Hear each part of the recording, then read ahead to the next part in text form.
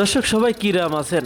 মনে হয় ভালো আছেন। ওই আজকে রে আমি আর আমার দোস্ত দুইজনে মিলে গিহিলাম রবি কাকুর শহুর বাড়ি। মানে রবি কাকুর শহুর বাড়ি বলতে ওই রবীন্দ্রনাথ ঠাকুরের শহুর বাড়ি। ওনি পরশুদিনিতে মেলা শুরু হয়েছে। তা মেলায় যায় প্রথমে হুচট খাইছি। মোটরসাইকেল গ্যারেজে মোটরসাইকেল থুতি যাই আমাকে কাছে 50 টাকা চাইছে। মেলা কষ্টে রাগ সামাল দিয়ে মেলার মধ্যে ডুইছি। ডুইয়ে দেখি রবি কাকুর গানের আসর চলতেছে। সে গান শুনে আবার অনেকের গমও আসতেছে, আবার কিছু লোক দেখতেছি ধৈর্য ধরে শুনতেছে।